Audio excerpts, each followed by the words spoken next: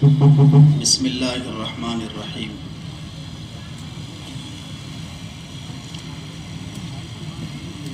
سبحانک لا علم لنا الا ما علمتنا انک انت العلیم الحکیم۔ اعوذ باللہ من الشیطان الرجیم، بسم اللہ الرحمن الرحیم۔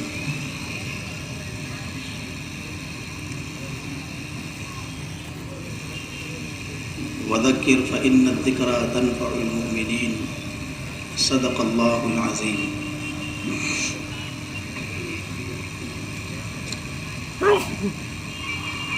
قال النبی صلی اللہ علیہ وسلم: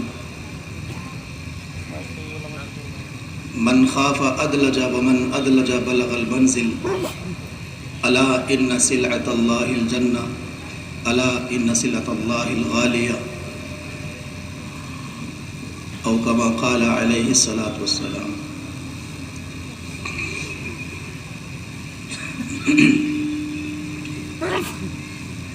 میرے عزیز بھائیو، ہم اور آپ یہاں اپنے اپنے مشاغل کو چھوڑ کر، اپنی مصروفیتوں سے نکل کر اس میدان میں صرف بیان سننے کے لیے اکٹھا نہیں کیے گئے ہیں،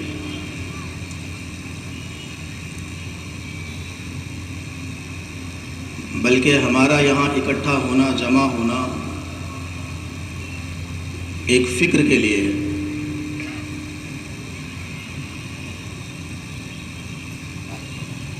اور جب کوئی اہم بات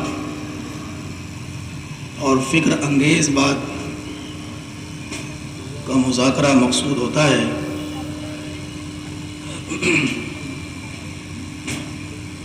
تو سب کو مل جل کر، اکٹھا ہو کر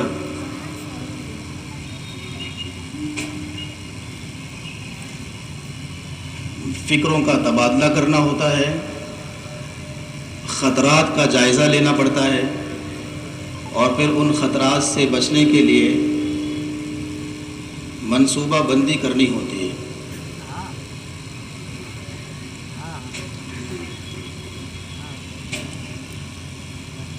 فکر کیا ہے کہ ہم سب اور عالم میں بسنے والے تمام انسان، بلکہ قیامت تک آنے والا ہر انسان جہنم سے بچ کر جنت میں داخل ہو جائے۔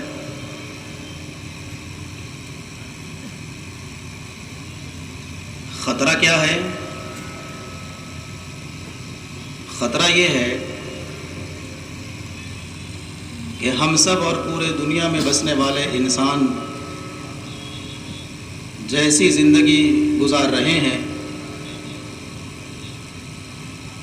قوی اندیشہ ہے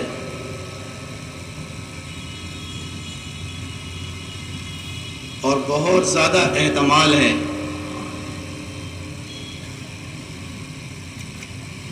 کہ جنت کی راہوں کو بھول کر جہنم کے راستے پر نہ پڑ جائیں۔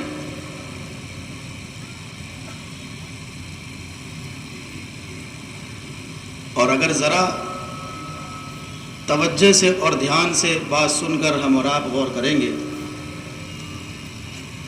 تو احساس ہوگا کہ کیسا شدید خطرہ ہے۔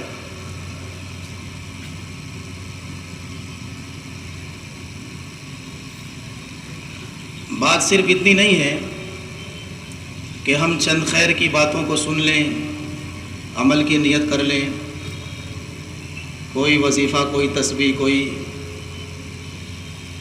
عمل اسے سن لیں اور پھر جیسی زندگی جی رہے تھے ویسی زندگی جیتے رہیں، تو پھر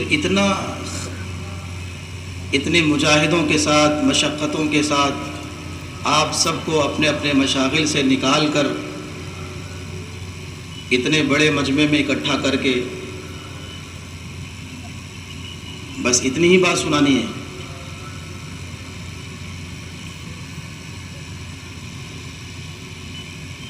اس لیے میں نے جیسے عرض کیا کہ ہمارے سروں پر خطرہ بہت شدید ہے، کاش ہم سب کو اس خطرے کا احساس ہوتا۔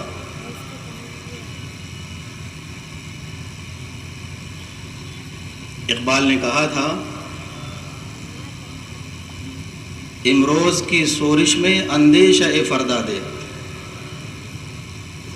ہمارے سب کے آج کے حالات یہ بتا رہے ہیں کہ ہم سب خطرناک راہوں سے گزر رہے ہیں،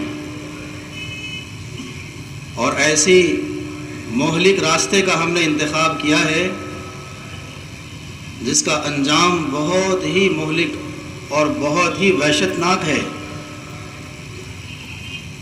اور مجموعی طور پر سارے انسان انہی راہوں پر چل رہے ہیں۔ انبیاء کرام علیہم الصلاۃ والسلام، ان سب کے سب کی بعثت کا مقصد ہی یہ تھا کہ انسانوں کو جہنم کی راہوں سے ہٹا کر جنت کی راہوں کا راستہ بتا دیں۔ تو صرف انبیاء کی محنت نہیں ہے، دنیا میں شیطان کی بھی محنت ہے، اور وہ بھی اس ازل سے ہی، جب سے آدم علیہ السلام دنیا میں مبعوث کیے گئے تب سے وہ بھی مسلسل کوشش میں ہے۔ انبیاء کی محنت اور کوشش یہ ہے کہ سارے بنی آدم جہنم سے بچ جائیں اور جنت میں داخل ہو جائیں، اس لیے کہ سارے بنی آدم اگر جنت میں داخل ہو جائیں تو اللہ کی جنت تنگ نہیں پڑے گی۔ لیکن شیطان کی بھی کوشش ہے، اور مسلسل کوشش ہے، اور وہ اپنی کوشش میں بہت حد تک پچھلی اقوام میں کامیاب بھی ہو گیا۔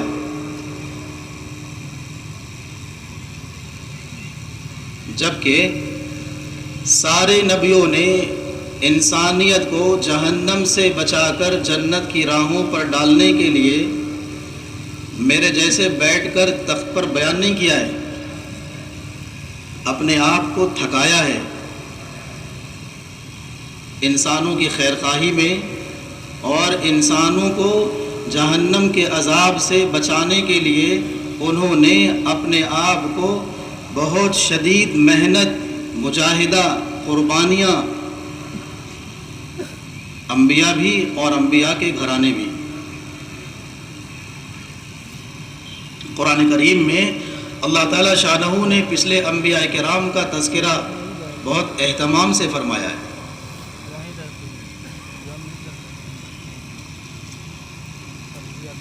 اور سارے انسانوں کو ان کی خیرخواہی میں اور ان کی محبت میں اللہ کے عذاب سے، آخرت کی سزا سے اور جہنم کی آگ سے ڈراتے رہے، سمجھاتے رہے، محبت سے انہیں جنت کی راہوں پر لانے کی کوشش کرتے رہے، اور ساتھ ہی ساتھ اپنی قوموں سے یہ کہتے رہے کہ ہم اس کے بدلے تم سے کوئی بدلہ، کوئی معاوضہ نہیں چاہتے، ہماری ان سب قربانیوں اور محنتوں کا صلہ ہم اللہ ہی سے لیں گے، ہم تو بس صرف تمہاری خیرخواہی چاہتے ہیں۔ لیکن جیسے میں نے عرض کیا کہ شیطان کی بھی کوشش ہے اور اس کی بھی محنت ہے، وہ بھی اپنی محنت میں لگا رہا۔ تو بعض ایسے بھی ہوئے جنہوں نے انبیاء کرام کی نہ صرف یہ کہ ان کی مخالفت کی بلکہ انہیں قتل بھی کر دیا۔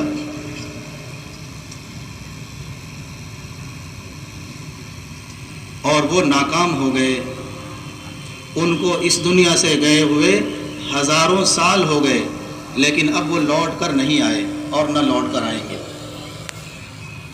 اب ان کے پاس موقع ختم ہو گیا، اب وہ ہمیشہ ہمیش کی ناکامی ان کا مقدر بن گئی۔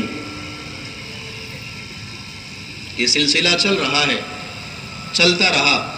آخر میں اللہ تعالیٰ شانہ نے اپنے محبوب حضرت محمد صلی اللہ علیہ وسلم کو خاتم النبیین بنا کر، امام الانبیاء بنا کر، تمام انبیاء کی ساری مشترکہ خوبیاں اور صفات ان سب کا مجموعہ اتمام کر کے، کمال درجے میں عطا کر کے، سارے نبیوں کی ساری محبتیں، ان کی رحمتیں، ان کی شفقتیں اپنی امت اور قوم کے لیے راتوں کو اٹھ کر رونا اور مٹنا اور اپنے آپ کو کھپانا، وہ سب کا سب مجموعہ اکٹھا کر کے اس میں کمال درجہ اللہ تعالیٰ شانہ نے بنا کر حضرت محمد صلی اللہ علیہ وسلم کو عطا فرمایا، اور پھر آپ کو دنیا میں سارے انسانوں کی ہدایت کے لیے مبعوث فرمایا۔ کیسے تھے وہ؟ ہم نے کبھی پڑھا نہیں، اور نہ ہمیں پڑھنے، سننے، سمجھنے کا کبھی موقع ملا۔ کیسی کم نصیبی کی بات ہے کہ جو محسن انسانیت کا کلمہ پڑھتے ہیں وہ خود محسن انسانیت کو پہچانتے نہیں، اور جب خود نہیں پہچان رہے تو اقوام عالم کو اور سارے انسانوں کو اس محبت کرنے والے نبی اور شفقت کرنے والے، رحمت والے نبی کا تعارف کیسے کرائیں گے؟ یہ خود ہی نہیں جانتے۔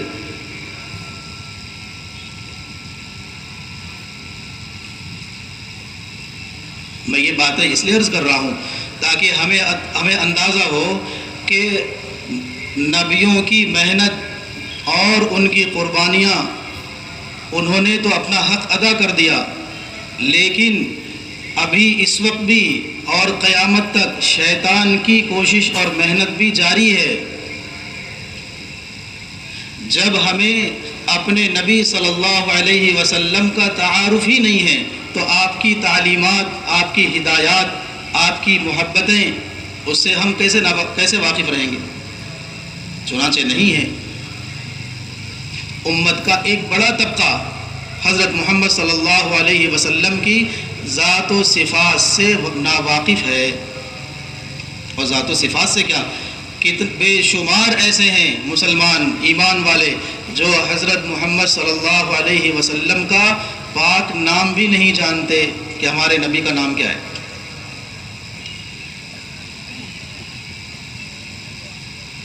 آپ کی ازواج مطہرات، آپ کی پاک بیویاں، آپ کے اولاد، آپ کی مبارک صاحبزادیاں، آپ کا مبارک گھرانہ اور آپ کے اہل بیت، آپ کے اصحاب، جنہوں نے امت اور انسانیت کے غم خانے میں اور امت اور انسانیت کو جہنم کی راہوں سے ہٹا کر جنت کے راستے پر لے جانے کی محنت میں اپنے محبوب صلی اللہ علیہ وسلم کا پورا ساتھ دیا، اور آپ کے اشاروں پر اور آپ کی محبت میں، آپ کی ہدایات پر انہوں نے بھی نبیوں کی طرح قربانیاں پیش کی،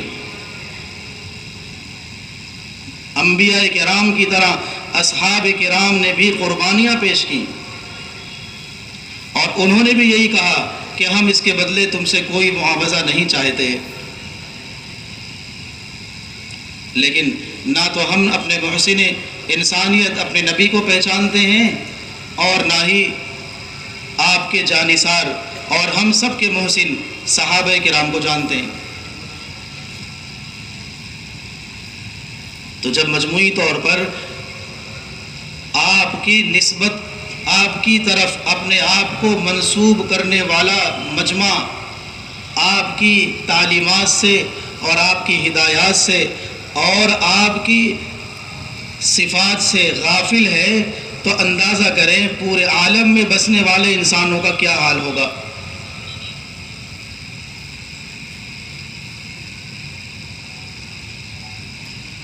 تو اللہ کے محبوب صلی اللہ علیہ وسلم کتاب ہدایت لے کر آئے، قرآن کریم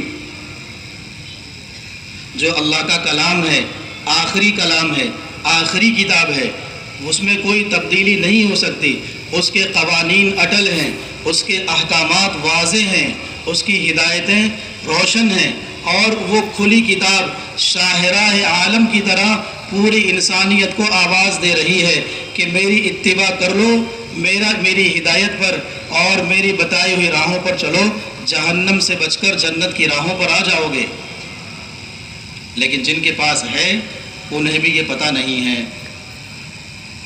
اتنا بڑا مجمع بیٹھا ہے، ہر کوئی اپنے آپ سے پوچھے کہ قرآن کریم روزانہ کتنا پڑھتے ہیں،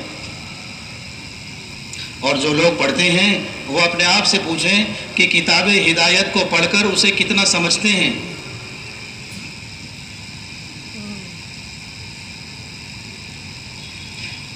ایک انسان انجینئر بننے کے لیے لاکھوں صفحات پڑھتا ہے، تب جا کر وہ لوہے کو لوہے سے جوڑنا سیکھ پاتا ہے، اور لوہے کی مشین میں کوئی بگاڑ آ گیا تو اس کو ٹھیک کرنے کا ہنر جانتا ہے، اس کو سیکھنے کے لیے لاکھوں صفحات پڑھتا ہے۔ لیکن جو دستور حیات ہے اور کتاب ہدایت ہے، اس کو نہ پڑھا، نہ سمجھا، اور نہ سمجھنے کی کبھی فکر کی۔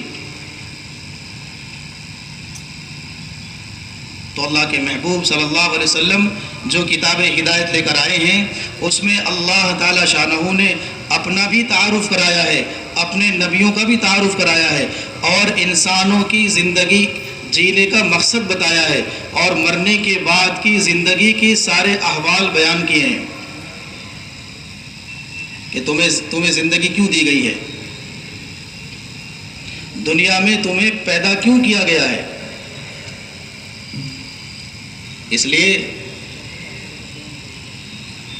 کہ اس کا جواب دنیا کے کسی ہنرمند اور کسی فن والے کے پاس نہیں ہے کہ انسانوں کو دنیا میں کیوں بھیجا گیا ہے۔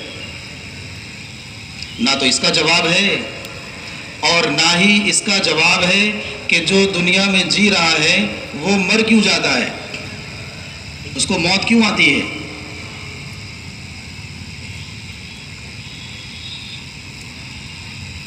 کیسا کھوکھلا جواب ہے سائنس کے پاس، کھوکھلا جواب۔ کہیں گے کہ جی کسی کی موت اس لیے آ گئی کہ اس میں خون کی کمی ہو گئی۔ موت کیوں آئی؟ کہ خون کی کمی ہو گئی۔ دنیا میں اللہ نے کتنے جاندار بنائے ہیں جن میں خون ہی نہیں ہے۔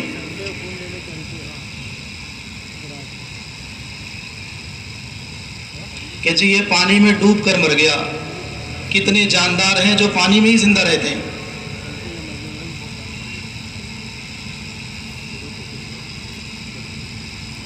کہ جی اسے ہوا نہیں ملی اس لیے موت آ گئی، سانس پھول گیا، دم پھول گیا، اس لیے مر گیا۔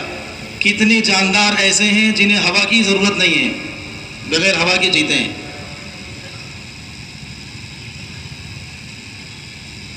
یہ تو کھوکھلا جواب ہے۔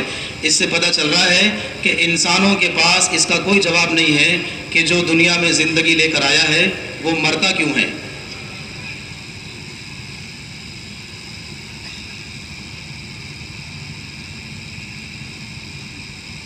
قرآن نے اس کا جواب دیا ہے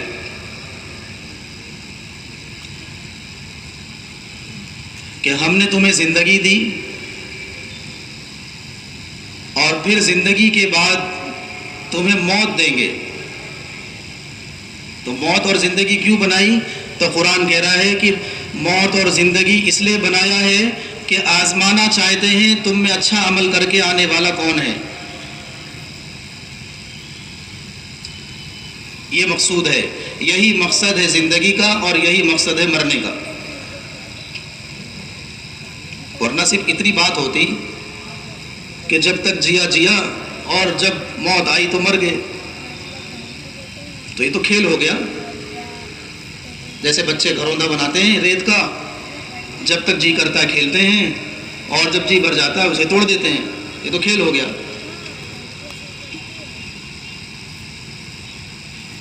قرآن کہہ رہا ہے کائنات کا وجود میں لانا نہ تو یہ کھیل ہے، اور نہ اتنی بڑی کائنات میں انسانوں کو پیدا کرنا یہ کوئی کھیل ہے۔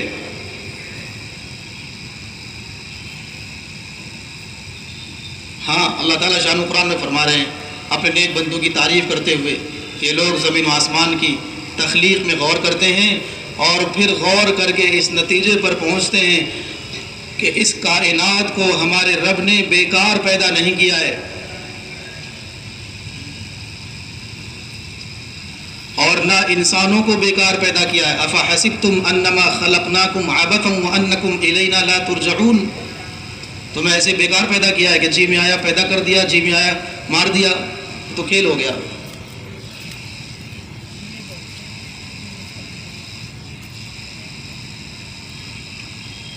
اور وہ بھی کیسے کیسے مار رہے ہیں، موت کن کن حالات میں آ رہی ہے۔ گھر کا ایک ہی فرد ہے، سارا گھر کا خرچ اسی کے ذمے ہے، ساری ضرورتیں اسی سے وابستہ ہیں، اکیلا گھر کا کمانے والا، اسی کو بلا لیا اپنے پاس۔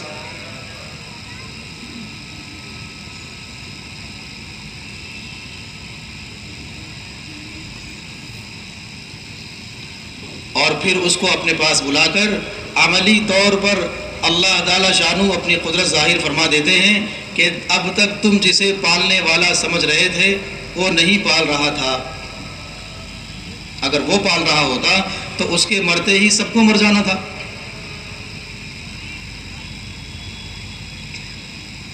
تو یہ کھیل نہیں ہے موت و زندگی، اس کے پیچھے مقصد ہے۔ قرآن کریم میں اللہ تعالیٰ شانہ نے وہ مقصد بیان کر دیا ہے کہ ہم نے زندگی بنائی ہے اور موت بنایا ہے کہ ہم آزمانا چاہتے ہیں تم میں اچھا عمل کر کے آنے والا کون ہے۔ تو اس سے کیا ہوگا کہ اچھا عمل کر کے کوئی زندگی گزارے اور کوئی اپنی چاہت اور اپنی خواہشات میں جی کر زندگی گزارے، تو کیا فرق ہے دونوں میں؟ اگر موت کے بعد کی زندگی کا کوئی تصور نہ ہو تو پھر دنیا میں نعمتوں کی تقسیم بھی ظلم ہو جائے گی۔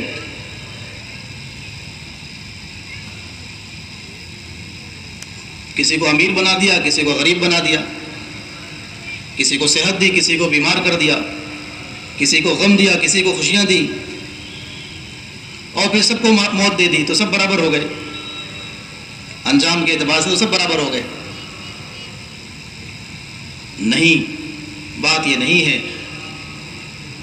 دنیا میں اللہ تعالیٰ شانہ نے موت سے پہلے کی زندگی میں جو کچھ بھی اپنے بندوں کو تقسیم کیا ہے، جس کو جن حالات میں بھی رکھا ہے، وہ سب کے سب حالات نتیجہ نہیں ہیں، وہ امتحان کے لیے ہیں۔ خوشیاں اس لیے دی ہیں، آزمانا چاہتے ہیں، کبھی غم دے کر آزماتے ہیں، کبھی خوشیاں دے کر آزماتے ہیں، کبھی مال دے کر آزماتے ہیں، کبھی تنگ دست کر کے آزماتے ہیں، کبھی صحت میں آزمائش ہوتی ہے اور کبھی بیماری میں آزمائش ہوتی ہے۔ تو آزمائش کے دور سے گزر رہے ہیں، اس لیے کہ یہ آزمائش اس لیے ہو رہی ہے کہ مرنے کے بعد، موت کے بعد ایک زندگی ہے، اور ہماری زمین پر اور اس دنیا میں انسانوں کے جینے اور مرنے کا سارا فلسفہ موت کے بعد کی زندگی پر ہی محمول ہے۔ اگر موت کے بعد کی زندگی کا کوئی تصور نہ ہو تو موت سے پہلے کی زندگی بھی کھیل تماشا ہو جائے۔ اصل مسئلہ موت کے بعد کی زندگی کا ہے، اور انبیاء کرام اللہ تعالی شانہ کے حکم سے موت کے بعد کی زندگی کی ساری سچی خبریں لا کر اپنے امت کو، اپنے قوم کو ڈراتے رہے کہ تم یہ نہ خیال کرنا کہ موت سے پہلے کی زندگی ہی بس کافی ہے، اس کے بعد کوئی زندگی نہیں ہے۔ نہیں، مرنے کے بعد ایک زندگی ہے۔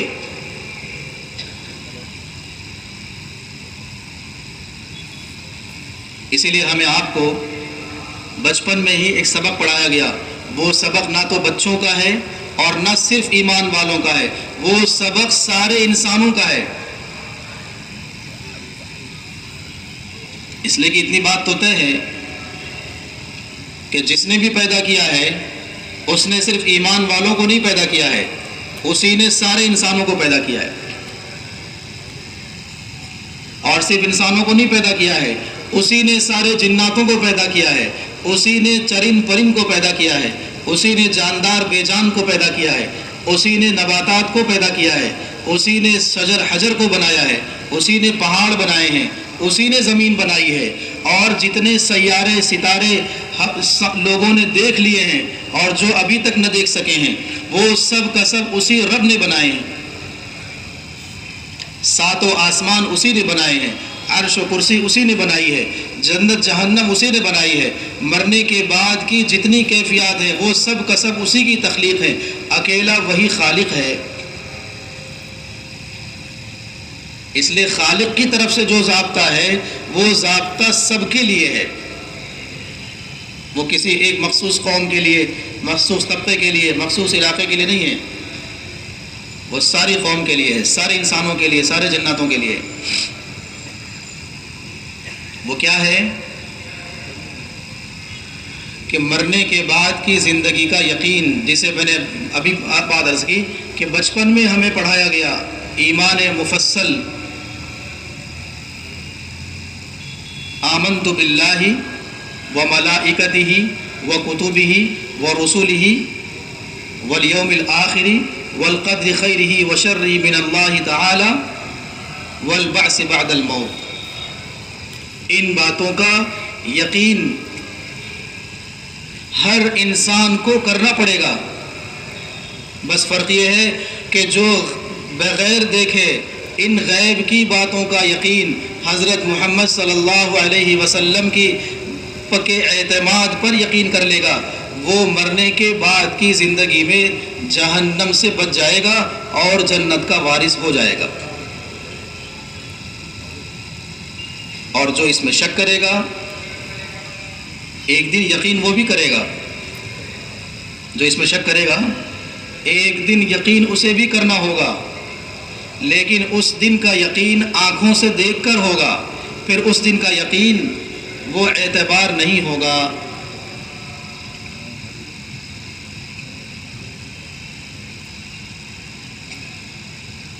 غیب میں کیوں رکھا ہے؟ یہی دکھا دیتے، غیب میں نہ رکھ کر یہی دکھا دیتے، تو پھر یقین کا اور اعتماد کا امتحان کیسے ہوگا؟ یہ تو ایسا ہی ہو گیا جیسے کوئی طالب علم اپنے استاد اور ممتحن کو کہے کہ جب آپ کو اسی کتاب سے سوال پوچھنا ہے امتحان کے دن تو سوالات ہمیں بتا دیتے، ہمیں کتاب ہاتھ میں دے دیں، ہم بیٹھ کر لکھ دیں گے۔ تو پھر امتحان کا کیا مطلب ہے؟ اگر کتاب ہاتھ میں دے دی جائے امتحان کے دن میں،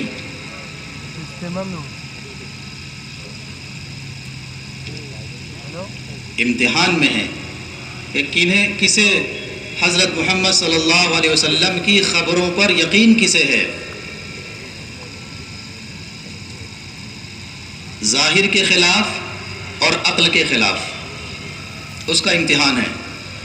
اور قرآن میں اللہ تعالیٰ شانہ نے یہ بھی بات ارشاد فرمائی ہے کہ کیا تم یہ خیال کرتے ہو کہ تم یہ کہہ دو گے کہ ہم ایمان لے آئے اور ہم تمہیں چھوڑ دیں گے، ہم آزمائیں گے نہیں، تم میں سے ہر کسی کو آزمائے بغیر ہم چھوڑیں گے نہیں، ہم تمہارا امتحان لیں گے۔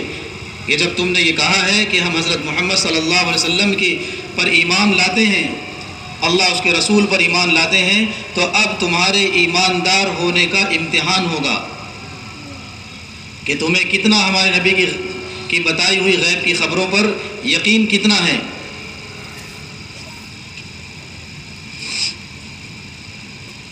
اور جسے حضرت محمد صلی اللہ علیہ وسلم کی غیب کی خبروں کا یقین ہوگا، اسے آپ کے حکموں کا بھی یقین ہوگا۔ حکموں کا یقین نہ ہونا اس بات کی علامت ہے کہ خبروں کا بھی یقین نہیں ہے، یا ہے تو بہت کمزور ہے۔ اس لیے کہ احکامات خبروں سے ہی متعلق ہیں، کہ فرمایا ہے موت ہے، موت کے بعد پھر برزخ ہے، اسے ہم میں سے کسی نے نہیں دیکھا لیکن عنقریب دیکھیں گے، اور ہر مرنے والا دیکھے گا، اور وہاں پہنچے بغیر وہ آخرت میں پہنچ ہی نہیں سکتا۔ ہاں ایسا نہیں ہے کہ ہمارے پاس ہمارے اس دنیا سے ہمیں برزخ میں جانا ہے، پھر وہاں سے آخرت میں پہنچنا ہے. اس جہان میں آنے سے پہلے بھی ہم ایک جہان میں رہ چکے ہیں، عالم ارواح میں. ہر آنے والا انسان عالم ارواح میں رہ چکا ہے، وہاں سے پھر عالم دنیا میں بھیجا گیا ہے امتحان کے لیے. پھر یہاں سے موت دے کر عالم برزخ میں بھیجے جائیں گے. عالم برزخ ایک عالم ہے جہاں فیصلوں کا اور نتیجوں کا کی علامتیں اور اشارات بتا دیے جاتے ہیں. ظاہر ہو جاتا ہے کہ تمہارا انجام آخرت میں کیا ہونا ہے.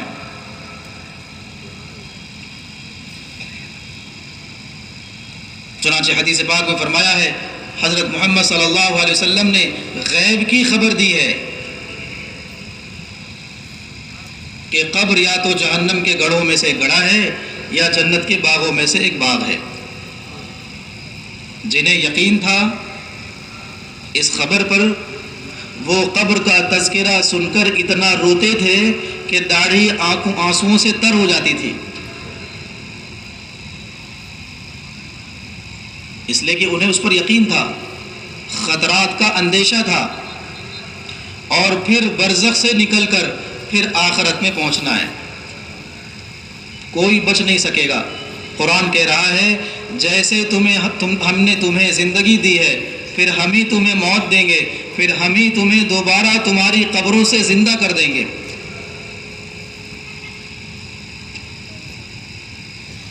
اور کیسے زندہ کریں گے؟ کہ ایک آدمی مر جاوے اور مرنے کے بعد اس کے جسم کے اعضاء ریزہ ریزہ ہو جائیں اور ہوائیں اسے پورے عالم میں بکھیر دیں.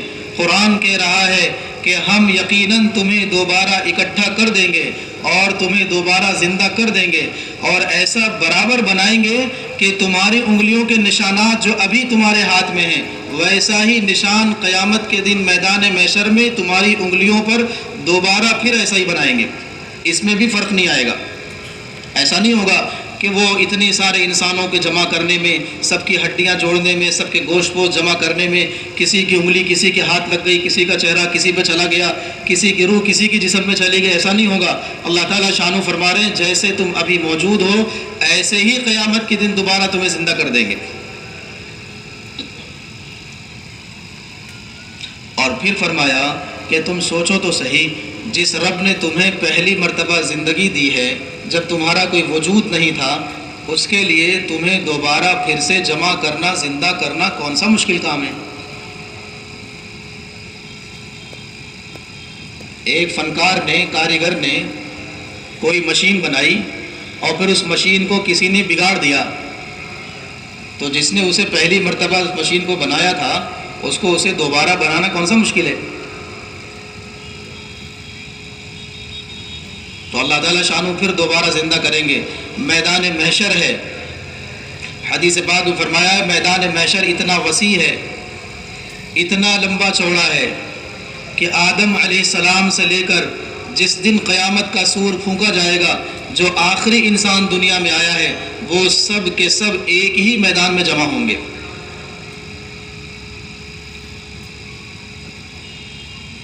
تو وہاں کیوں جمع کیا گیا ہے؟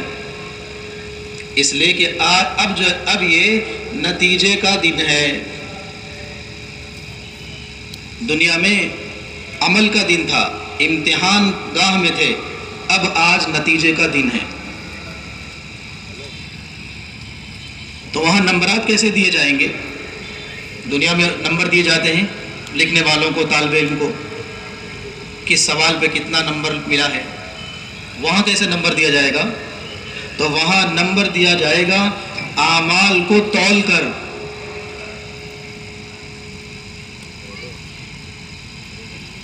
اعمال کو تولے جائیں گے. چنانچہ حدیث پاک میں فرمایا میزان عدل قائم ہوگا جس میں اللہ تعالیٰ شانہ بندوں کے ایمان و اعمال کو وزن کریں گے،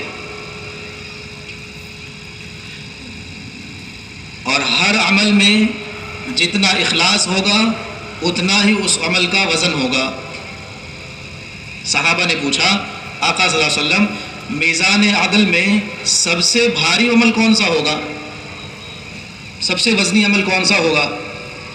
تو آپ نے ارشاد فرمایا میزان عدل میں سب سے وزنی عمل اخلاق ہوں گے، جو آج ہمارے پاس صفر ہو گئے۔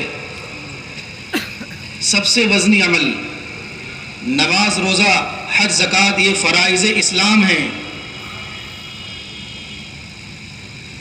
لیکن مسلمان کی، ایمان والے کی پہچان وہ اخلاق حسنہ ہیں، جو آج سب سے مشکل ہو گیا۔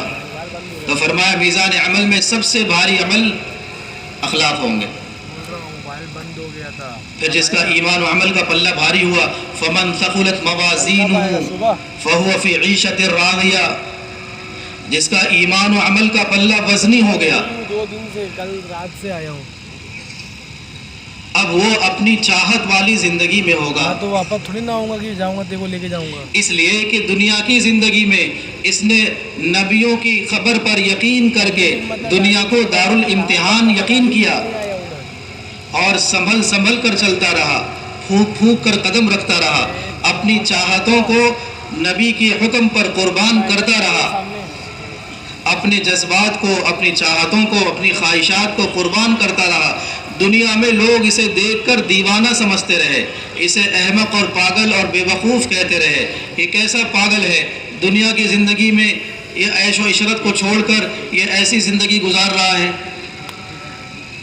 سارا بازار سود لے کر مال پہ مال بنا رہا ہے، اور یہ پاگل اپنے چھوٹی سی دکان کو لے کر اور اپنے ہاتھ گاڑی اور ٹھیلے پر چھوٹا سا سودا بیچ کر خوش ہے۔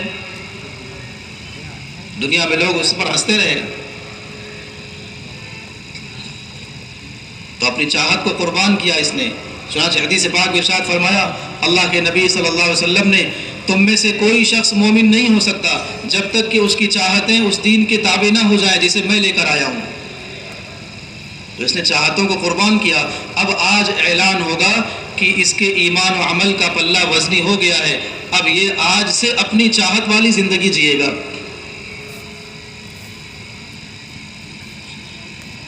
دنیا میں ہزاروں جتن کر کے بھی کوئی اپنی چاہت والی زندگی نہیں بنا سکتا۔ شیطان چونکہ دشمن ہے ہمارا، وہ اس لیے انسانوں کے ساتھ ہر لائن سے کھیل کرتا ہے۔ چاہت والی زندگی کیا صرف دھوکہ دیتا ہے، دنیا میں کوئی بھی انسان اپنی چاہت والی زندگی نہیں بنا سکتا۔ ہاں، کون چاہتا ہے بیمار ہونا؟ اس مجمع میں ہے کوئی ایسا جو کہے کہ میری چاہت ہے کہ میں بیمار ہو جاؤں؟ تو پھر بیمار کیوں ہو جاتے ہیں؟ کون چاہتا ہے فقیر اور تنگدست رہنا؟ تو کیوں محتاجگی آ جاتی ہے؟ کون چاہتا ہے غم میں رہنا؟ پھر غم کیوں آتے ہیں؟ کون چاہتا ہے مقروض رہنا؟ تو قرضہ کیوں آ جاتا ہے؟ کون حالات چاہتا ہے؟ تو حالات کیوں آ جاتے ہیں؟ اور کون چاہتا ہے اس دنیا سے مر جانا؟ پھر مر کیوں جاتے ہیں؟ اس سے پتہ چل رہا ہے کہ شیطان نے صرف دھوکہ دیا ہے کہ تم اپنی چاہت والی زندگی جی رہے ہو، حالانکہ یہاں بھی انسان اپنی چاہت والی زندگی نہیں جی سکتا۔ بس چند دنوں کا دھوکہ ہے اور چند دنوں کی فنا ہو جانے والی لذتیں ہیں، جس کی طرف دھوکہ دے کر شیطان ہمیشہ ہمیش کی چاہت والی زندگی اور ہمیشہ ہمیش کی لذتوں سے انسان کو غافل رکھتا ہے، اور اپنی محنت کر کے، اپنی کوشش کر کے وہ جنت کی راہوں سے ہٹا کر جہنم کی راہوں پہ لگا دیتا ہے۔ اور پھر جس کے ایمان و عمل کا پلہ ہلکا ہوا تو اس کے ساتھ کیا ہوگا؟ تو فرمایا وہ اس کا ٹھکانہ حاویہ ہے، اور وہ کیا ہے؟ دہکتی ہوئی آگ ہے۔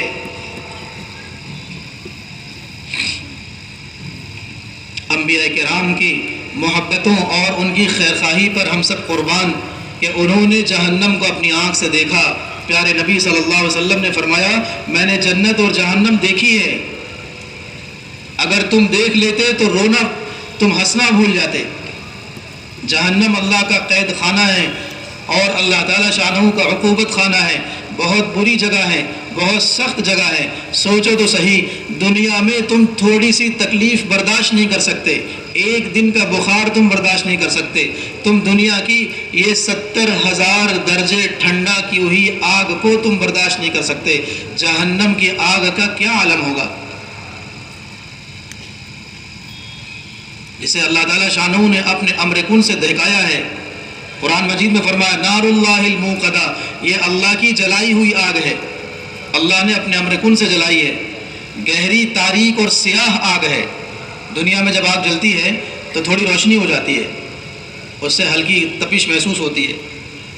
جہنم کی آگ دہک تو رہی ہے لیکن اس میں صرف کالا دھواں ہے، اور وہ آگ بھی کالی ہے، وہاں آگ ہے مگر روشنی نہیں ہے۔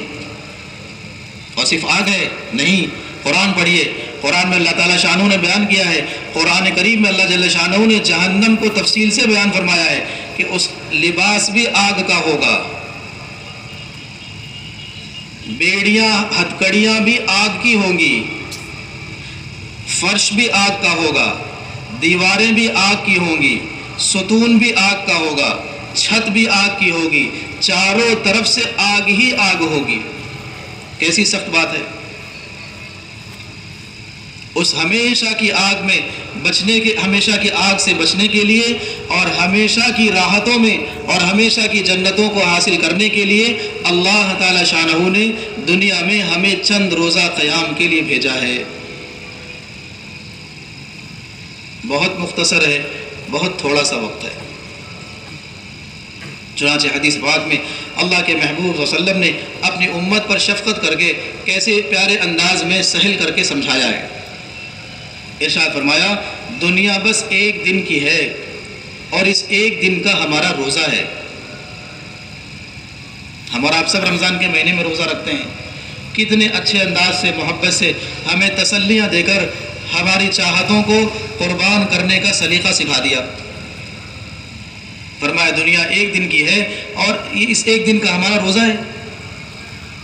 کہ روزے دار جب روزہ رکھتا ہے تو صبح صادق کے بعد عہد کر لیتا ہے کہ اللہ کے امر کو پورا کرنے کے لیے اور اللہ اس کے رسول کو راضی کرنے کے لیے آج کے دن کا میں نے روزہ رکھا ہے، اب آج کھانا پینا کچھ نہیں ہے۔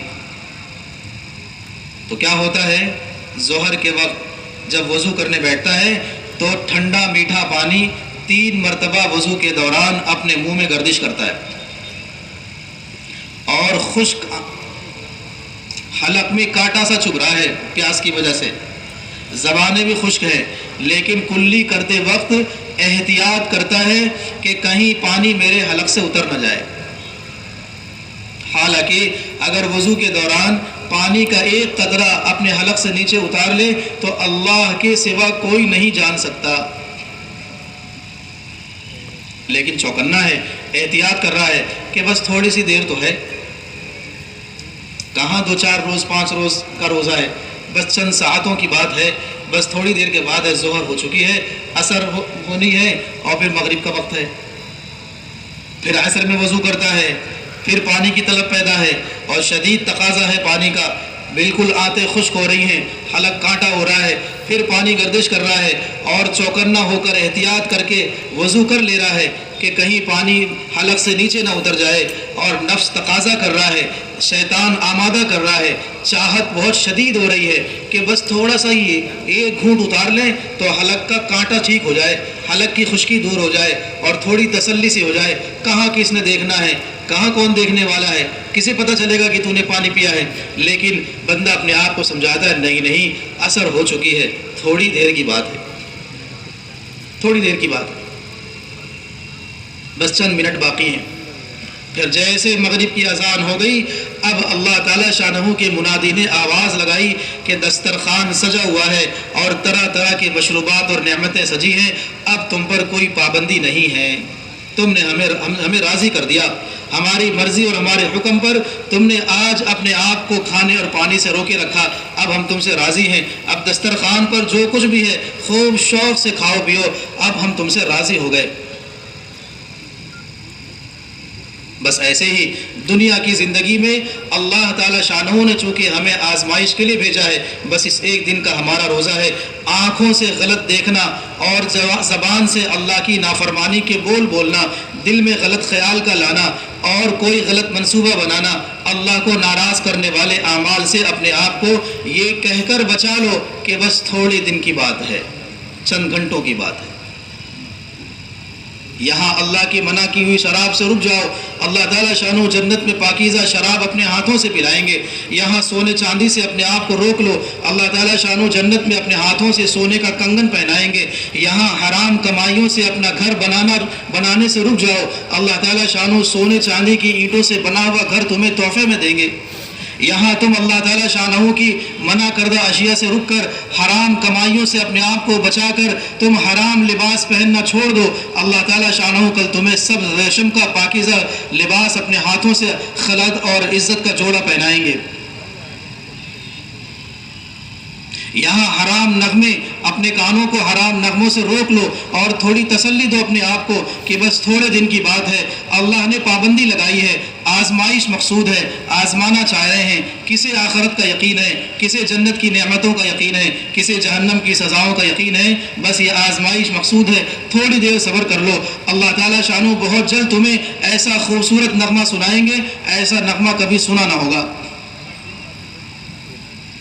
کیسا نغمہ ہوگا؟ جنت میں قرآن کریم اللہ تعالی شانہ اپنے نبی صلی اللہ علیہ وسلم سے سنوائیں گے جنتیوں کو۔ ہے کوئی اس سے بہتر نغمہ؟ حدیث پاک کا مفہوم ہے، جسے قرآن کریم جسے نغمہ کے طور پر خوش نہ کر دے، جیسے آدمی نغمہ سن کر خوش ہو جاتا ہے یا قرآن سن کر وزد میں آ جائے، لذت اور فرحت محسوس کرے، فرمایا وہ ہم میں سے نہیں ہے۔ قرآن کریم ایک خوبصورت نغمہ ہے، تو اسے ایمان اور یقین کے ساتھ کوئی پڑھ کر تو دیکھے۔ تو اللہ تعالیٰ شان و جنت میں اپنے محبوب صلی اللہ علیہ وسلم کی پاکیزہ مبارک مقدس زبان مبارک سے ہم سب کو اس میں شامل فرمائے، نغمہ سنائیں گے۔ لیکن دنیا میں حرام نغمے سے اپنے کان کو بچانا ہوگا۔ دنیا میں سود سے بچا لو اپنے آپ کو۔ جنت اور جہنم کا یقین دلوں سے نکل جانے کی وجہ سے آخرت کا یقین اور حضرت محمد صلی اللہ علیہ وسلم کی بتائی ہوئی غیب کی خبروں کا یقین دلوں سے نکل جانے کی وجہ سے مسلمانوں کا، ایمان والوں کا یہ حال ہو گیا کہ وہ اپنے مسائل کا حل بھی اللہ کی نافرمانی میں ڈھونڈ رہے ہیں۔ شیطان کیسا کھیل کر رہا ہے؟ ایک تو مسائل تھے، پہلے سے حالات تھی، تنگی تھی، تنگ دستی تھی، غم تھا، پریشانیاں تھیں، تو اس کا حل اللہ کے دین میں تھا، اللہ کی اطاعت میں تھا، نماز میں تھا، اللہ سے مانگنے میں تھا۔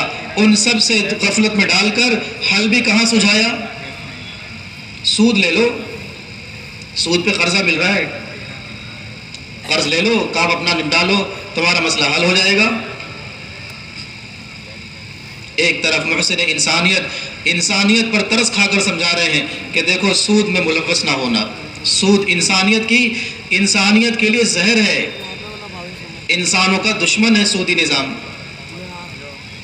اور شیطان کہہ رہا ہے کہ سود لے لو، قرضہ لے لو سود پر، تمہارا مسئلہ حل ہو جائے گا۔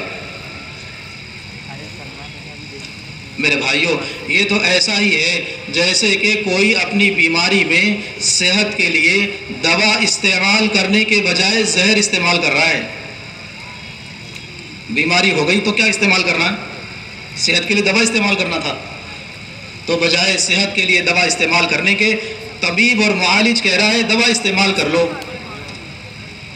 اور ایک جھوٹا ہمارا دشمن وہ ہماری خیر خواہی کا لبادہ اوڑھ کر ہمیں کہہ رہا ہے کہ یہ ڈاکٹر صاحب نے جو دوا دی ہے یہ تو بہت دیر کے بعد تمہیں نفع پہنچائے گی، رفتہ رفتہ کہیں اس کا اثر ہوگا، ہم تمہیں ایسا نسخہ بتائی دیتے ہیں جسے تم استعمال کر لو گے فوراً آرام مل جائے گا۔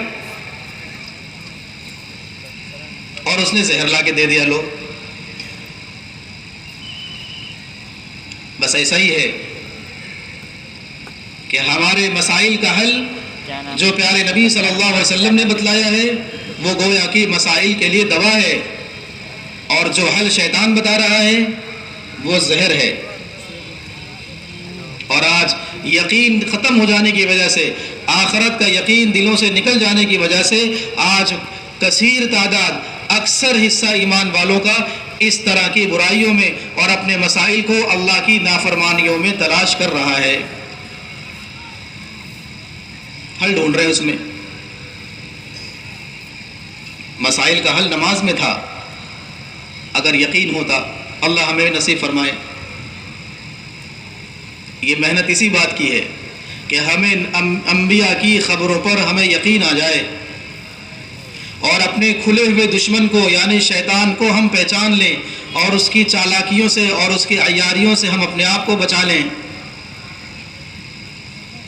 نماز مسائل کا حل تھا، نماز دنیا آخرت کی کامیابی کی ضمانت تھی، نماز اللہ کا قرب حاصل کرنے کا ذریعہ ہے، نماز اللہ کے خزانے کی چابی ہے،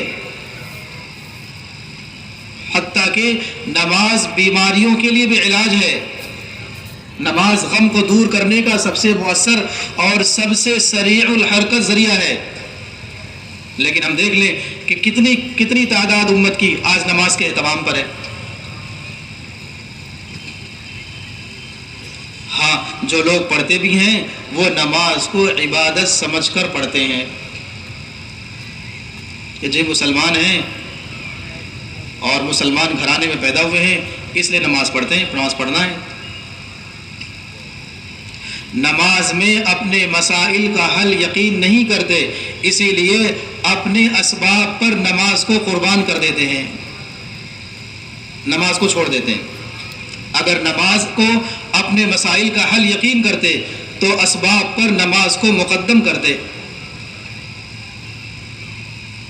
نماز کے وقت مسلمانوں کے بازار اور دکانیں بند رہتی ہیں۔ کیسی عجیب بات ہے، نماز کے وقت دکانوں کا بند کرنا، نماز کے وقت اپنی تجارت گاہوں کو بند کرنا، یہ ایمان والے کا امتحان ہے کہ اسے نماز پر یقین ہے یا نہیں ہے، اور اسی کی استعداد پیدا کرنے کے لیے اللہ تعالیٰ شانو اپنے بندوں کو ہفتے میں ایک مرتبہ اللہ نے اپنے بندوں کو حکم سنایا ہے کہ ایمان والو، جب تمہیں نماز کے لیے پکارا جائے جمعہ کے دن تو اپنی تجارت گاہوں کو بند کر دو، اپنی خرید و فروخت کو بند کرو، چھوڑ دو اور فوراً نماز کی طرف دوڑ پڑو، کہ ہر ہفتے یہ عمل کرتے کرتے ان کے اندر یہ استعداد پیدا ہو جائے کہ ہر اذان پر، ہر مؤذن کی پکار پر اپنی دکان اور اپنے کاروبار کو بند کر کے مسجد تک آنا آسان ہو جائے، اور اپنے عمل سے یہ ظاہر کریں کہ دکان ہماری رزاق نہیں ہے، رازق نہیں ہے، ہمیں نماز کے ذریعے سے مل رہا ہے، نماز پر یقین آ جائے۔ لیکن نماز کا یقین دلوں سے نکل جانے کا نقصان یہ ہوا کہ ہماری مسجدیں غیر آباد ہو گئیں، مسجدیں ویران ہو گئیں۔ ہر مسجد کا حال آپ کے سامنے ہے، جمعہ کی نماز میں کتنے مسلمان ہوتے ہیں اور فجر کی نماز میں کتنے ایمان والے ہوتے ہیں۔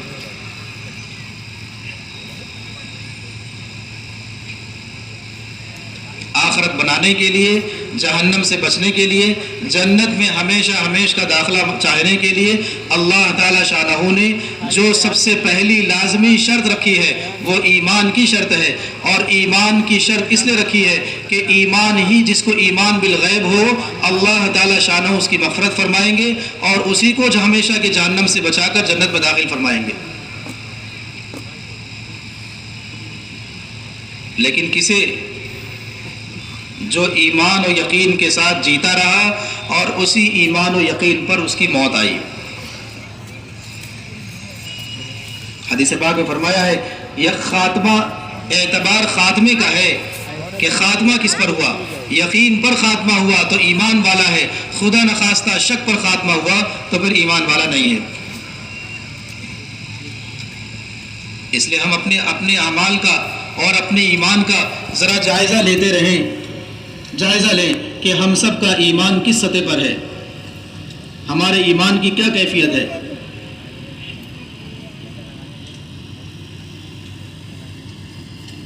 حدیث پاک میں فرمایا ہے جس نے فجر کی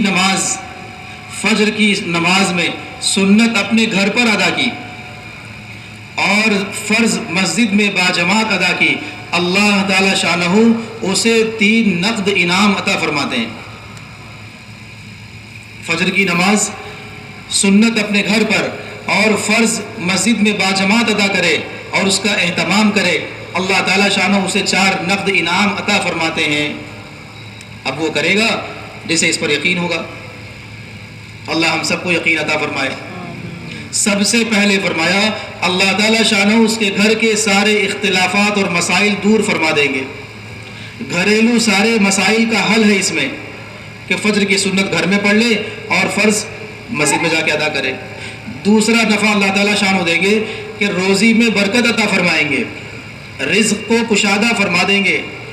رزق اور روزی کے لیے سارا عالم کتنا مارا پھر رہا ہے اور کیسے کیسے مجاہدے لوگ برداشت کر رہے ہیں، لوگوں کی کڑوی کسیلی اور ناگوار باتوں کو برداشت کر رہے ہیں، اپنے آپ کو رزق کے حصول کے لیے ذلیل کر رہے ہیں۔ اللہ تعالیٰ شانہ نے رزق کی برکت اس عمل میں رکھی۔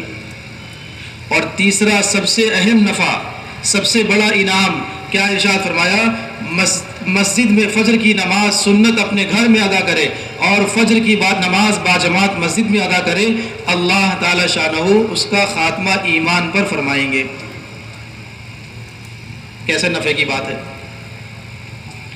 جس عمل پر ایمان پر خاتمے کا وعدہ ہے وہی نماز ہم سب سے چھوٹی ہوئی ہے مجموعی طور پر۔ اس لیے آج یہ مجمع بیٹھا ہوا یہ سب کا سب عہد کرے، نیت کرے، دل ہی دل میں اللہ سے وعدہ کرے کہ ہم انشاءاللہ اب موت تک 5 وقت کی نماز باجماعت مسجد میں ادا کریں گے۔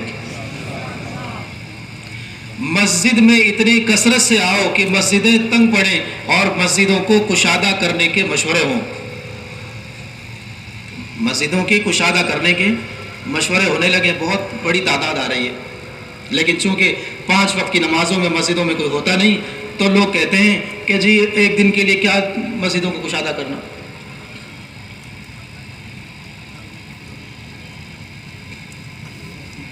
اور نماز جب پڑھیں اور نماز کو ادا کرنا ہے تو اسے سیکھ کر پڑھنا ہے، نماز کو سیکھ کر پڑھنا ہے۔ بغیر سیکھے جو نماز پڑھی جائے گی وہ نماز یقیناً مشتبہ ہوگی، پتہ نہیں وہ صحیح ہے بھی یا نہیں۔ دنیا کا ہر کام ہم سیکھ کر کرتے ہیں، عہد کریں کہ نماز بھی سیکھ کر پڑھیں گے۔ اتنا بڑا عمل بغیر سیکھے کرنا نقصان سے خالی نہیں ہے۔ حدیث پاک میں ارشاد فرمایا ہے قیامت کے دن 60-70 سال کے نمازی پیش ہوں گے جن کے نام عمل میں 1 رکعت بھی درج نہ ہوگی۔ کتنے نقصان کی بات ہے، اس لیے کہ نماز بغیر سیکھے پڑھ رہے ہیں، اور نماز کا سیکھنا بہت آسان ہے۔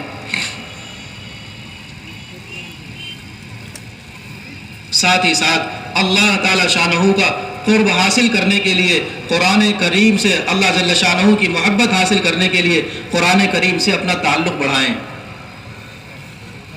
یہ بیٹھا ہوا مجمع عہد کرے کہ ہم اپنا تعلق اللہ کے کلام سے، قرآن کریم سے بڑھا لیں گے۔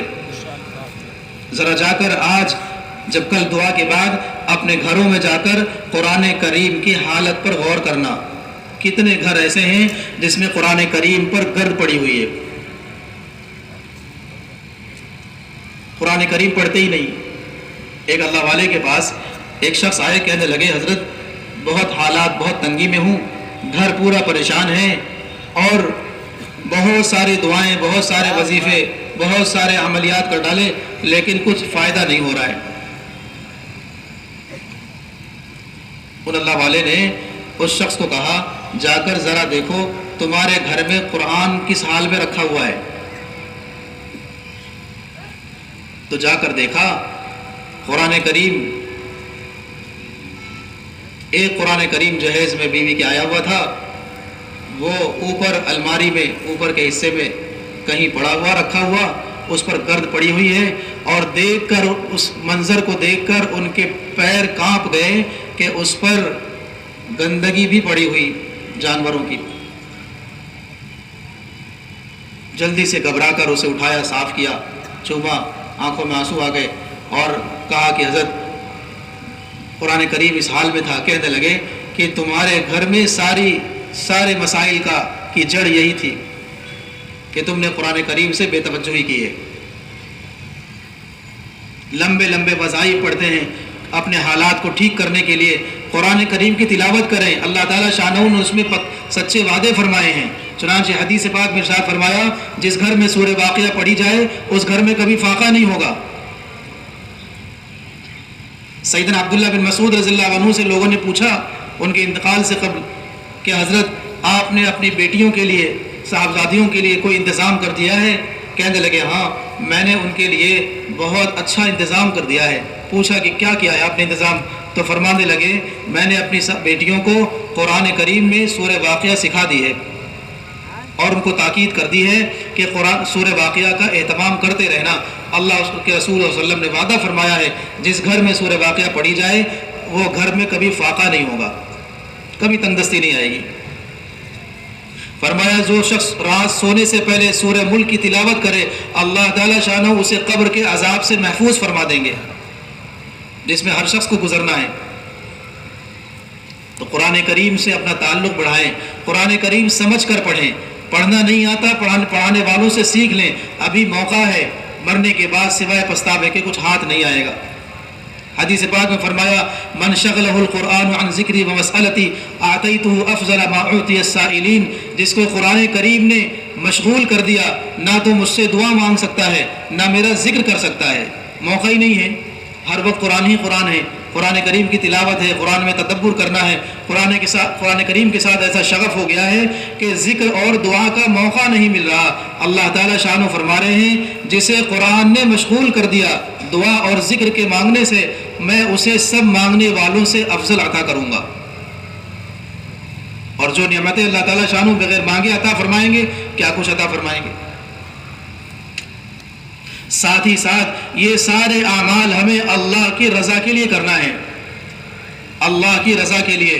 جو عمل اللہ کی رضا کے لیے ہوگا وہی عمل مقبول ہوگا. اللہ تعالیٰ شانو ہر عمل میں اپنے شریک کے شراکت سے پاک ہیں. چنانچہ حدیث پاک میں فرمایا ہے جو عمل کسی غیر کے لیے ہوگا قیامت کے دن اللہ تعالیٰ شانو فرمائیں گے جس کے لیے کیا تھا اسی سے جا کے بدلہ لے لو.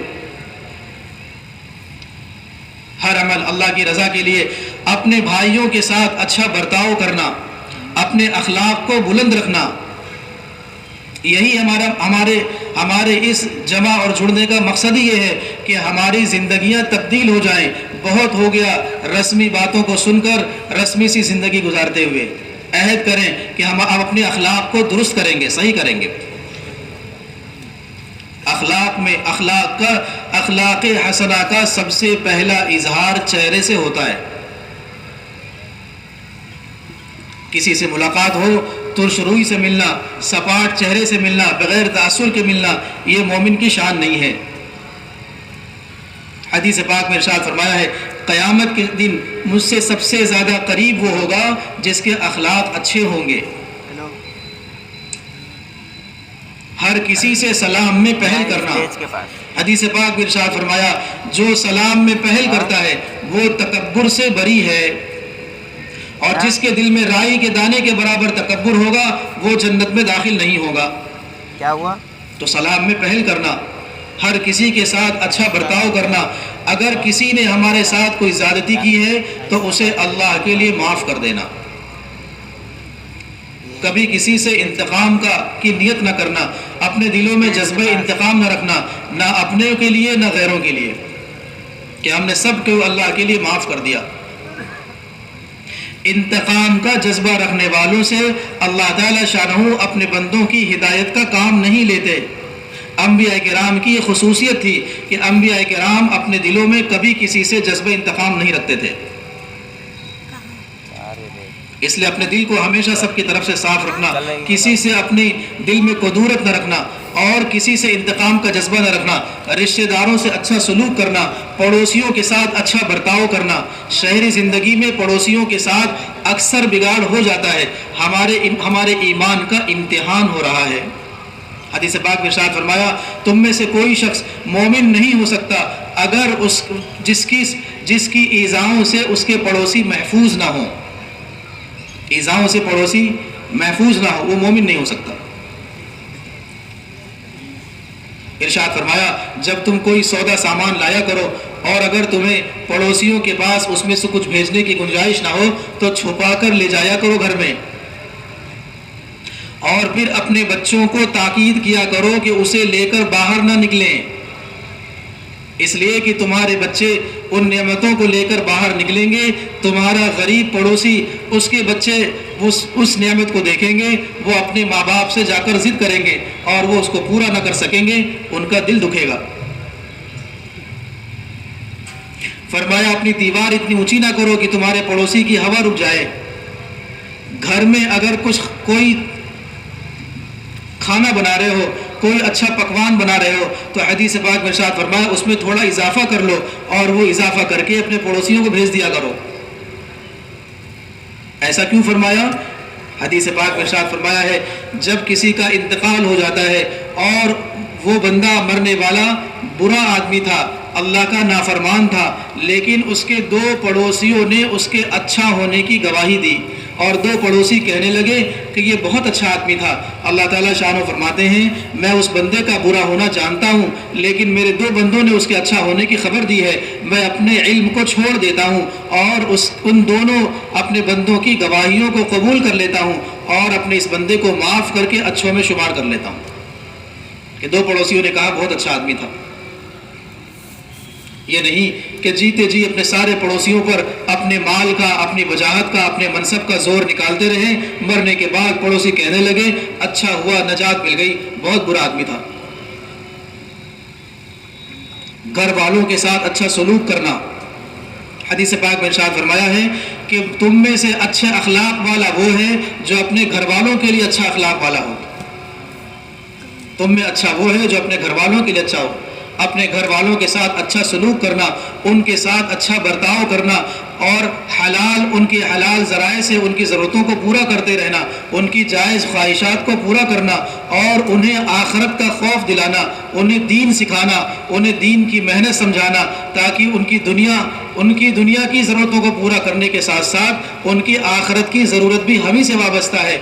گھر والوں کے لیے سب سے بڑی خیر خواہی یہ ہے کہ ہم انہیں آخرت کا خوف دلائیں اور آخرت سمجھائیں اور جنت جہنم سے کو سمجھائیں اور انہیں نماز پر آمادہ کریں اور انہیں اللہ کے ذکر پر، تلاوت پر، اللہ کے دین پر، دین کی محنت پر انہیں آمادہ کریں۔ یہی ہے گھر والوں کے ساتھ خیر خواہی۔ ورنہ ہم اگر دنیا کی ضرورتیں ان کی پوری کرتے رہے اور انہیں آخرت نہ سمجھائی، دین نہ سمجھایا، تو قیامت کے دن وہ ہم سے اللہ کے سامنے سوال کریں گے۔ ان کے ساتھ خیر خواہی یہ ہے، اچھا برتاؤ یہ ہے کہ ہم ان کی دنیا اور آخرت دونوں کی فکر کریں۔ یہ صفات ہیں اور یہ زندگی ہے جس کو لے کر آقا صلی اللہ علیہ وسلم دنیا میں تشریف لائے اور ساری انسانیت تک آپ کے اصحاب نے یہ پیغام پہنچا دیا۔ جہاں جہاں گئے وہاں زندگیاں اپنی پیش کی اور زندگیوں کو بنایا۔ کتنے انسان جہنم سے بچ کر جنت کی راہوں پر لگ گئے، دنیا خوشگوار ہو گئی، زندگی خوشگوار ہو گئی، لوگوں میں عدل عام ہوا، انصاف عام ہوا، امن عام ہوا، دنیا سے خوف ختم ہو گیا اور لوگ ایک دوسرے کی خیر خواہی کا جذبہ رکھنے والے ہو گئے۔ دنیا کیسی خوشگوار ہو گئی تھی جب نبی صلی اللہ علیہ وسلم کے صحابہ اس پیاری زندگی کو لے کر پورے عالم میں چل رہے تھے، ہر کوئی ایک دوسرے کی خیر خواہی کر رہا تھا۔ ابھی میں نے کل قصہ سنایا سیدنا عمر رضی اللہ تعالیٰ عنہ کا کہ اپنے خادم کو بازار بھیجا گھوڑا لانے کے لیے اور اس کو پیسے دیے۔ جب وہ گھوڑا لے کر واپس آیا تو حضرت نے دیکھا اور پوچھا کہ بھائی یہ گھوڑا تو بہت قیمتی ہے، اتنی رقم میں یہ مہنگا گھوڑا کیسے آ گیا؟ ہم نے تو تمہیں رقم کم دی تھی۔ خادم نے کہا کہ بیچنے والے نے اپنی خوشی سے دیا ہے، بیچنے والے نے اپنی خوشی سے، اپنی مرضی سے دے دیا ہے، سستا دے دیا، ہم لے کر آ گئے، سستا مل رہا تھا اچھا مال۔ سیدنا عمر رضی اللہ تعالیٰ عنہ نے فرمایا نہیں، اس نے اپنا یہ قیمتی گھوڑا سستے داموں فروخت کیا ہے، ضرور اس کی کوئی مجبوری ہوگی۔ آدمی مجبوری میں بعض دفعہ قیمتی سامان بھی سستے بیچتا ہے، تو فرمایا اس نے قیمتی گھوڑا سستے داموں فروخت کیا ہے، ضرور کوئی مجبوری رہی ہوگی۔ مومن کسی کی مجبوری سے فائدہ نہیں اٹھاتا، مومن کسی کی مجبوری سے فائدہ نہیں اٹھاتا۔ جاؤ اسے زائد قیمت ادا کر دو یا پھر یہ گھوڑا اسے واپس کر دو۔ تو کیسی خوشگوار، کیسی پاکیزہ زندگی تھی. ایک دوسرے کی خیرخواہی کا جذبہ تھا، ایک دوسرے کے لیے قربانی دینے کا جذبہ تھا، دنیا اور آخرت کے بنانے کا جذبہ تھا. تو دنیا کی زندگی کتنی خوشگوار رہی ہوگی. آج وہ ساری امانت ہم کلمہ پڑھنے والے ایمان والوں کے پاس وہ امانت موجود ہے. کتاب ہدایت ہمارے پاس ہے، پاکیزہ زندگی کا نمونہ ہمارے پاس ہے، صحابہ کرام کی زندگی ہمارے سامنے ہے، وہ ساری زندگی وہ پاکیزہ ہدایت ہمارے سامنے ہے. نہ تو ہم خود اس سے نفع اٹھا رہے ہیں، نہ انسانیت تک وہ پیغام پہنچا رہے ہیں.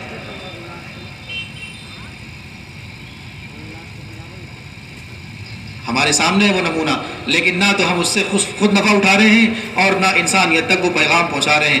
حالانکہ میرے بھائیوں، پوری انسانیت اس وقت پیاسی ہے، سب ہدایت کے پیاسے ہیں، سب ہدایت کے محتاج ہیں.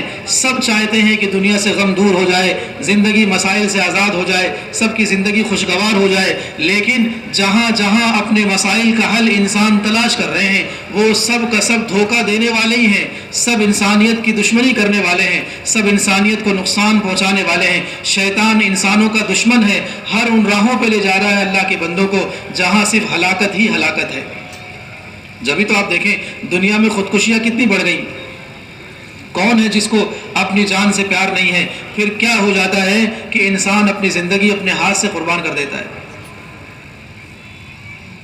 کہ جب یہاں وہاں کہاں کہاں جا کر جب انسان تھک جاتا ہے. یہاں اس امید پر گئے تھے کہ میرا مسئلہ حل ہوگا، وہاں اس امید پر گئے تھے کہ مسائل حل ہو جائیں گے.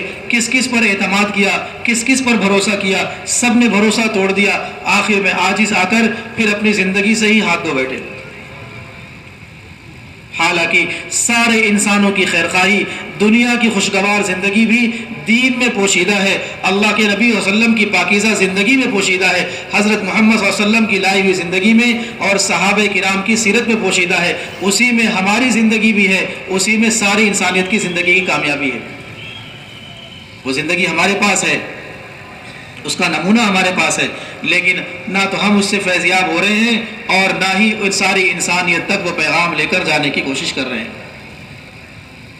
تو یہ غفلت کی زندگی کب تک چلے گی؟ آخر ایک دن تو مر ہی جانا ہے. یہ اجتماعات ملکوں میں، شہروں میں، علاقوں میں کب کب ہوں گے؟ کتنی دفعہ ہوں گے؟ آخر ایک نہ ایک دن تو قیامت آئے گی، اور کیا پتا کہ ہم میں سے کس کے مقدر میں آئندہ سال کا اجتماع ہے بھی یا نہیں. اگر ہم نے یہی طے کر لیا ہے اور یہی سوچ لیا ہے کہ جی چھٹی کا دن ہے اور شام کا وقت ہے، فراغت کا موقع ہے، چلو جا کے بیٹھ جاتے ہیں، کچھ خیر کی بات ہی سن لیں گے، برکت مل جائے گی، تو بیانات تو ہمارا آپ کہیں بھی سن سکتے تھے. نہیں میرے عزیز بھائیوں، ہمیں ساتھیوں نے قربانیوں کے ساتھ، مجاہدے کے ساتھ اپنے اوقات کو فارغ کر کے ایک ایک سے ملاقات کر کے اس مجمع میں دعوت اس لیے دی ہے کہ ہم یہاں بیٹھ کر کچھ فیصلہ کریں، اپنی پچھلی زندگی کا جائزہ لیں کہ ہم نے اللہ کو ناراض کرنے والی زندگی جی ہے، ہماری پچھلی زندگی سیاہ کارناموں سے بھر گئی ہے، نام عمل سیاہ ہو گیا ہے اور سارا دفتر اللہ کی نافرمانیوں سے بھرا ہوا ہے. اللہ کو ناراض کر کے ہم اپنی خوشگوار زندگی کو بنانے کے لیے ہم نے کتنے جتن کیے، کتنی محنتیں کی، کتنی کوششیں کی، لیکن آخرکار ہماری دنیا کی زندگی بھی بن نہ سکی. اب کب تک اسی طرح ہم اپنی زندگی ضائع کرتے رہیں گے؟ اب اس مجمع میں بیٹھے ہوئے ہم سب دل ہی دل میں اللہ تعالیٰ شانہ کو مخاطب کر کے اپنی پچھلی زندگی پر توبہ کر لیں اور پیارے اللہ سے کہیں ہم نے جو کچھ بھی کیا ہے اس پر ہمیں شرمندگی ہے، آج ہم آپ سے معافی مانگتے ہیں. حدیث پاک میں فرمایا ہے جب مسلمان دل ہی دل میں اللہ سے معافی مانگ لیتا ہے، اللہ تعالیٰ شانہ اس کی پچھلی سب خطائیں معاف فرما دیتے ہیں اور اللہ تعالیٰ شانہ فرماتے ہیں مجھے کسی کی پرواہ نہیں ہے. اور آئندہ کی زندگی جو باقی ہے، کتنی باقی ہے کوئی نہیں جانتا.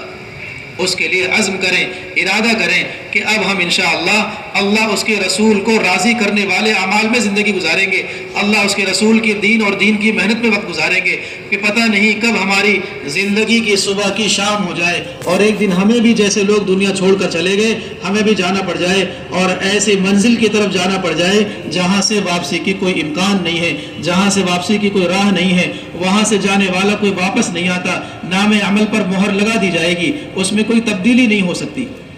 اس لیے نیت کریں کہ اب انشاءاللہ ہم بقیہ زندگی اللہ کو راضی کر کے گزاریں گے، اللہ اس کے رسول صلی اللہ علیہ وسلم کو راضی کر کے زندگی گزاریں گے، نمازوں کے اہتمام کے ساتھ زندگی گزاریں گے، اخلاق حسنہ کے ساتھ زندگی گزاریں گے، اور اس پیغام کو پورے عالم میں لے کر چلنے کے ساتھ زندگی گزاریں گے کہ پورے عالم میں لوگ انتظار کر رہے ہیں، انسان انتظار کر رہے ہیں، ایک بڑا طبقہ انسانوں کا کہاں کہاں زندگی گزار رہا ہے، کہاں کہاں اپنی زندگی ضائع کر رہا ہے، وہ سب کے سب منتظر ہیں۔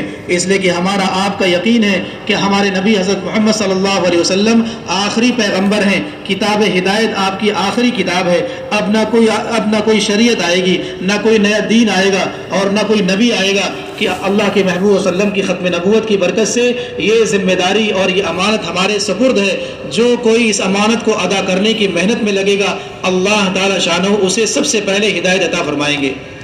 آپ دیکھیں مثال کے طور پر ایک آدمی دودھ کی محنت کرتا ہے تو کسی کو دودھ ملے نہ ملے، اس کے گھر والوں کو تو ضرور ملتا ہے۔ پورے شہر میں دودھ ختم ہو جائے لیکن اس کے پاس دودھ ضرور رہے گا، اس لیے کہ وہ دودھ کا کام کرتا ہے۔ ایک آدمی سبزی کا کام کرتا ہے، سبزی بیچنے کا، تو کہیں سبزی میسر ہو یا نہ ہو اسے سبزی ضرور میسر رہے گی، اس لیے کہ اس کی محنت میں لگا ہے۔ اسی طرح جو ہدایت کی محنت میں امت اور انسانیت کی خیرخواہی میں لگا رہے گا، اللہ تعالی شانہ سب سے پہلے ہدایت اور اپنے نبی صلی اللہ علیہ وسلم کا دین سب سے پہلے اسی کو عطا فرماتے ہیں۔ اور جو محنت کرتے کرتے دنیا سے جائے گا، اللہ تعالی شانہ اس کی دنیا بھی بنا دیں گے اور آخرت بھی بنا دیں گے۔ آپ دیکھ لیں صحابہ کی سیرت اور پچھلے اسلاف کی سیرت، جنہوں نے اپنی دنیا میں عمر کی اس منزل میں جس میں وہ محنت کر کے اپنی اولادوں کے لیے دنیا بنا سکتے تھے، اس کی پرواہ نہ کر کے وہ انسانیت کی خیرخواہی میں اپنے گھر بار کو قربان کر کے ملکوں پھرتے رہے۔ اللہ تعالی شانہ نے ان کی نسلوں کو آباد فرما دیا اور برکتوں والی دنیا ان کی نسلوں کو عطا فرما دی۔ اور جو لوگ اللہ اس کے رسول صلی اللہ علیہ وسلم کو بھول کر، آخرت کو بھول کر، انسانیت کا پیغام اور انسانیت کی خیرخواہی کو چھوڑ کر اپنی اور اپنی اولادوں کی دنیا بنانے میں لگے رہے، وہ بنانے کی فکر میں دنیا سے چلے گئے، ان کی اولادوں کی دنیا بھی نہ بن سکی۔ اس لیے جو کوئی یہ چاہتا ہے کہ ہمارے بعد ہماری نسلیں آباد رہیں، ان کو برکتوں والی، عافیت والی روزی ملے، ان کو دنیا کی اور آخرت کی عزت ملے، وہ سب کے سب ارادہ کریں کہ انشاءاللہ آج سے ہم اپنی زندگی کا، اپنے جینے کا مقصد اللہ کا دین اور اللہ کے دین کی محنت بنائیں گے۔ انشاءاللہ ارادہ کرتے ہیں سب انشاءاللہ۔ تو اس بڑے مجمع سے درخواست ہے کہ جیسے آپ نے اہتمام سے، توجہ سے مذاکرہ سنا ہے، بات سنی ہے، ایسے ہی توجہ سے فکروں کے ساتھ جم کر بیٹھے رہیں۔ دعا تک کوئی بھی اپنی جگہ سے اٹھے نہیں، آپ نے اپنے تقاضوں کو قربان کر کے جیسے آپ دل جمعی سے بیٹھے رہے ہیں، دعا تک ایسے ہی بیٹھے رہیں۔ آپ کے بیٹھنے کی برکت سے اور آپ کے اس مجاہدے کی برکت سے انشاءاللہ مجمع سے تشکیلیں ہوں گی، نام آئیں گے، اور لوگ اللہ کے راستے میں، دین کی اشاعت میں اور اللہ کے پیغام کو پورے عالم میں انسانوں تک پہنچانے کے عزائم کریں گے۔ اس میں انشاءاللہ آپ سب بیٹھنے والے بھائیوں کا بھی حصہ لگے گا۔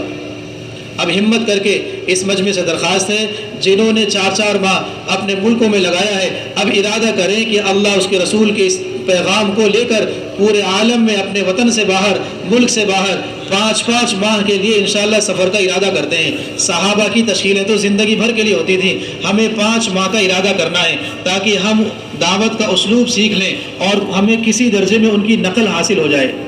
بتائیں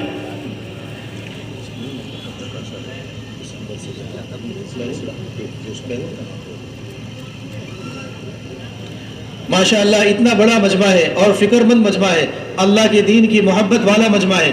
دسمبر سے اپنے شہر سے بیرون کی الحمدللہ جماعت بندی ہو چکی ہے، اس میں 2 ساتھیوں کا نقد تقاضا ہے، پورے ضلع سے اپنے 2 ساتھیوں کا تقاضا ہے، اور ابھی نومبر ختم پر بھی نہیں ہے، دسمبر میں انشاءاللہ۔ تو یہ اس مجمع سے 2 ساتھی ایسے ارادہ کر لیں کہ انشاءاللہ ہم دسمبر سے اللہ کے راستے میں بیرون کا سفر کریں گے 5 ماہ کے لیے۔ بتائیں کوئی ساتھی ایسا؟ بتائیں، دسمبر سے بتائیں۔ دسمبر سے 5 ماہ بیرون کے لیے۔ یہ دسمبر سے کیا نام؟ 5 ماہ کے لیے عمران بھائی تھوڑا کھڑے ہو جائیں، اپنی جگہ پہ کھڑے ہو جائیں۔ صحابہ مسجد۔ اور بتائیں بھائی، اور بتائیں۔ 5 माह के लिए बताए, दिसंबर से जिले से जमात है, नकद तकाजा है। कितनी बार जमात के साथी जो है वो खड़े हो जाए तश्कील के लिए? बताएं 5 माह के लिए। और मैं बताए, हम आलमी नबी के आलमी उम्मती है, पूरा आलम मेरा है, मैं पूरे आलम का।